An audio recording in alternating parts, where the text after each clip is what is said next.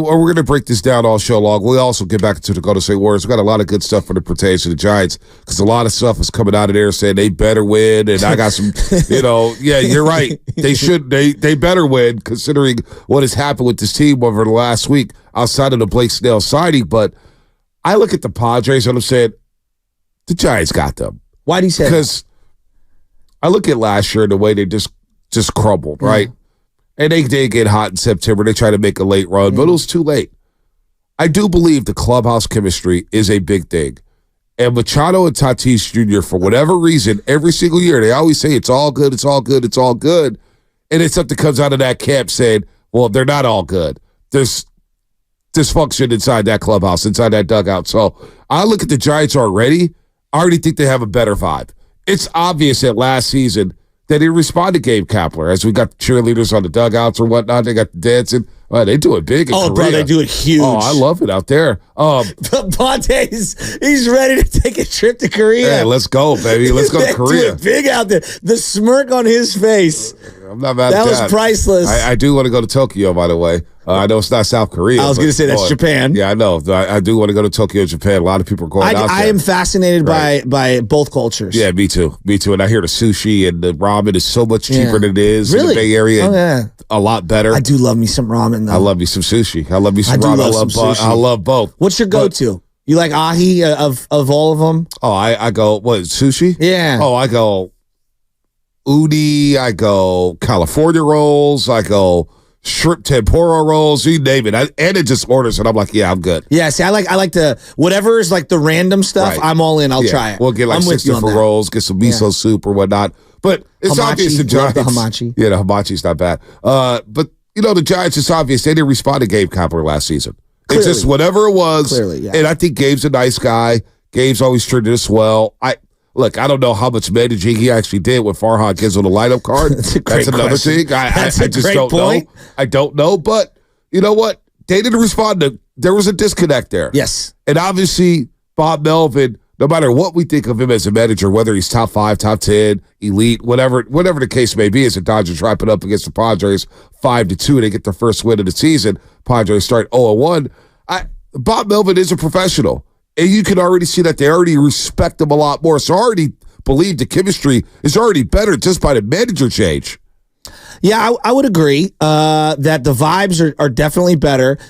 It's a long season. I mean, there's been a lot of different teams in baseball where I thought the vibes were good going in, and then stuff happens, I do look at, when you have a bunch of guys looking for career years and they're on 1 year, what they call pillow deals. Right. There's 2 ways you can look at it. One way is you're going to get the best of everyone in terms of their behavior and preferably their output, right? Right. You want to have career years for everyone so that they can hit free agency or you are more apt to re-signing them to maybe a longer-term deal. The other side of that is guys could press, right? Looking for that big deal. You've seen that from time to time, guys having a 1-year deal and it doesn't go anywhere near what they're looking for. Remember the shortstop for the Washington Nationals many years ago declined a $100 million contract and then had a bunch of 1-year deals and literally played himself out of baseball. Who was that? God, what was the guy's name? His name is... Wasn't Trey Turner? No. It was before Trey? Yeah. His name's evading me. Not Howie Kidd, right? No, that was Anaheim. No, because he played. I know he did, but bit. Oh, Ian Desmond. Ian Desmond. Remember that? Yeah, Ian Desmond. He was looking for a $100 million contract. Did he get a big deal with the Rockies? Did he end up getting a big deal with the Rockies? He might have, but he kept betting on himself, and the money just kept getting lower and lower and lower. But I do believe you're going to get a lot of people on their best behavior here. Yeah. Let's just look at like Matt Chapman, for example. I think if Matt Chapman got the appropriate money that he was looking for, he would stay here for 3, 4, 5 years, right? These guys all want long-term security. But clearly, he is comfortable with Bob Melvin and clearly comfortable with the Bay Area. You got Soler here for a couple of years. I would like to have Blake Snell here for a couple of years. The Giants are all in. I mean, I'm reading all the stuff about what they lose by all of their financial spending this offseason. You're losing some draft picks. You're losing the ability to spend international money. You're in the luxury tax because of how much you're spending here. And that gives you less money to spend in the draft and in international spending. So, like, to your point, Yeah, there should be some pressure internally and individually because I do want to see this team compete. It is an older team heading into the regular season, and I think that there's an opportunity to be a playoff team. And I think the Giants fan expectation should be playoffs. So they have spent money. Let's just misnomer that they've been cheap. They have spent money. They just haven't spent it wisely. That I agree with. They have spent money. They spent it on some bad contracts. Sean Manaea, Ross Stripling, Mitch Haniger. That was a bad deal. I mean, Anthony DeSclafani. They've given out a lot of money, but they've had a lot of bad deals. A lot of bad deals. They have spent money. So I want to give them credit for that. They have spent. They doubled down on this season. This offseason, spent it over what, $400 million, I believe, on just player acquisitions and payroll or whatnot. So they are spending money, but it just feels like it fits better today than it did last season. Jorge Soler feels like it just fits because of the need of a power hitter and the missing element in the middle of that lineup. Matt Chapman, you got a very good third baseman, Gold Glove winner. Your defense is going to be exceptionally better. Nick Ahmed, we already knew he's a good shortstop defensively. We'll see at the bat. He'll probably bat 8th or 9th, whatever. That's fine. That's fine. But we haven't gotten output from the shortstop offensively outside of a couple of years from Crawford. Yeah, that's it. It's been a loss. Sorry. The hell, our whole lives, really. I mean, think about it. Going back to Jose Uribe, Jose Vizcaíno. It's a couple of years of Aurelia and a couple of years for Crawford. Right. That's about it. That's about it. It's been an automatic out at shortstop for the most part of our lifetime. So, look, and the rotation. Flip got me really excited about Kyle Harrison because everybody's going to go crazy over Blake Snell, and obviously Logan Webb is the number one on his team. Kyle Harrison being the X factor. If he is as good as advertised, there's no doubt in my mind this is a playoff team. Like, that's the minimum. If he pops, if Kyle Harrison can go, and he's giving you 6 innings to start. I know maybe they may not stretch him out. They may go 5, but I want to see him go 6 a game. Well, to hear Fleming talk about how Logan Webb has totally taken him under his wing. Now, your repertoire and how you pitch are going to be different for each guy. I think Harrison, just from the little bit I've seen, way more emotional than Logan Webb. Though Logan Webb is extremely emotional, he can be more stoic on the mound. I mean, we've only seen a handful of starts from Harrison, but the guy screams and yells and gets himself super fired up. Is there a better guy to kind of like have tutor some of these young guys than Logan Webb? Logan Webb's a hell of a ball player, and they gave him, to your point about spending, I think it kind of flew under the radar. They gave him a 5-year, $90 million deal. They did sign one of their own, which to me was the template that the Atlanta Braves kind of set out there. If there's somebody you like, you buy out those arbitration years and you buy out some of that free agency and you keep that guy happy and you anchor him into your team. No, I agree there. Now, how much mentorship Logan Webb gives him? Look, he'll help him navigate through his season. He'll help him navigate through his first big league year. That's fine. But then I also look at, I'm just looking at the division, right? Because that's where it starts. You got to win within your division. Last year, the Giants were 6-7 against Arizona. That ain't bad. That ain't great. You're 500 against a World Series team. And I'm looking down at Arizona saying, how are they going to play through the expectation that their fan base has and the built-in pressure that organization now has to get back to the World Series and compete for a World Series crown? Yeah, we know you beat the Dodgers last year. You swept them in the playoffs. We know you got past the Philadelphia Phillies, but now there's an expectation in Arizona. And for the most part, Arizona in their franchise history has not dealt well with the expectation. That's a good point. You know what I'm saying? They'll have a year here and there, here and there, but now all of a sudden you got a target on your back as National League champions. Teams are going to come at you left and right. How does Arizona respond to that? I'm not sure they're going to respond well to it. They do have some ballers. The Padres, as talented as they were last year, Giants are 5-8 against them last year. I expect them to be better against the Pods this year. I'm not a big fan. Like, Dylan Cease is a very good pitcher. Yeah. Not mad at that. I'm no believer in Yu Darvish. No. I think I'm not a big. Musgrove's pretty sweet. Musgrove's not bad. He's not bad. Yeah. But Yu Darvish and in the bullpen. The bullpen. Where's the bullpen at? That's been a question for them for like 5 years. But back to Arizona for a second. We all think Corbin Carroll's awesome, right? Like we all agree.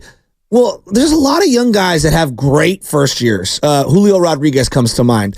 And when they get out the gates in year 2, it can be a struggle. Guys are targeting you. Yep. They have a bigger book on what you like to do well. And I think that there's an adjustment period. And so I'm very interested to see what he has as an encore season. The guy had I thought an MVP level season last year as a rookie. That's a lot to ask. Like Mike Trout, and what makes Mike Trout Mike Trout? He does it every single year. Yep. Even his down years are MVP level, right? That's what makes him Mike Trout. Corbin Carroll is 22 years old, 21 years old. Let's see what the first couple months look like. And to your point about expectations, they had a rookie pitcher come in toward the end of last year and galvanize that rotation. What's it look like for a full season for that guy? What's it look like for them, in that infield as they try to shift and get a little younger at third base? Well, they got Suarez at third base. But they were playing Longoria as well a lot. They were platooning them down the stretch. Full season, let's see. Suarez is now back there at third base. I don't think Longoria is on this roster anymore. No, but he was there last year. Yeah, he was there last year. He was really good for them last year. He was, actually. But you know what? The expectation now is a win. Yes. How do they deal with that built-in pressure? The Dodgers are going to be coming for them. Padres are going to be coming for them. And when you look at their pitching here, Zach Gallen and Merrill Kelly, can they be as good as they were last year? Zach Gallen was special. I mean, special. I think he's awesome. He threw 210 innings. However, in the postseason, Zach Gallen was not as good. 1.34 whip, 4.54 ERA. He just was not good in the postseason. And that happens. So I expect Arizona, look, they only won 84 games last year. It wasn't like they were world beaters and just won 100 games. And they won 84. And what was it? Can you pull up their September and August? Because I feel like they were much better later in the season than they were during the regular season. They hovered around 500. And then I'm telling you, they had a series against the Giants toward the end of the year, and the Giants just mailed it in, and Arizona took off from that point. The Giants were right there with them, even though I never really thought the Giants were quote-unquote in contention. To your point about last year, it just felt like the spirit was broken before we even got to that series. Yeah, no, they were done. Anybody considers that the Giants had a chance last year. That team was come on. It's like the year before when they won 81 games. Hey, they were 81 and 81. It's like, were they really a 500 team? No. They had a great September with teams mailing it in, and that was that. Yes. So they weren't really, to me, the last 2 years have been throwaways for the Giants. And then, just looking at the NL West is one thing. Zoom out a little. I don't really know where the Brewers are at. Cardinals are in a weird spot. They had a horrible year. Their first horrible year in 30 years. And then I look at the Reds. They've got three essential rookies playing on the infield. The second baseman, the shortstop, and the third baseman, even though he's going to play a lot of first as well, Encarnacion this year. They're a very young team. I don't know what to make of the Cubs just yet, although they improved, obviously, bringing Bellinger back. Obviously, the NL East, I believe to be an excellent division because of the Braves and the Phillies. Don't know what to make of the Mets. So I'm looking at the NL as a whole, and it's why not the Giants? Why not the Giants? I'm looking at Arizona, right? They were actually better than I thought early in the season. Really? 15-12 in April, 17-10 in May, 16-11 in June. Wow. First half of the season, 52-39. They were 13 games over 500. Actually surprising. Then they had they almost said goodbye in July. They were 8-16 in July, 12-15 during the dog days of August, and then they righted the ship in September at 15-12. So I thought they were better. I thought they were a lot better. I thought they were a lot better late in the season. Yeah, me too. I didn't realize they got out to that great start. Yeah. But they, now that I think about it, they were battling with the Dodgers in the summertime. We're so caught up with the Giants and the way they were struggling. And Brock Purdy mania. Brock Purdy mania. Yeah, they were 4 games ahead in first place in early June. Yep. So, yeah. So there you go.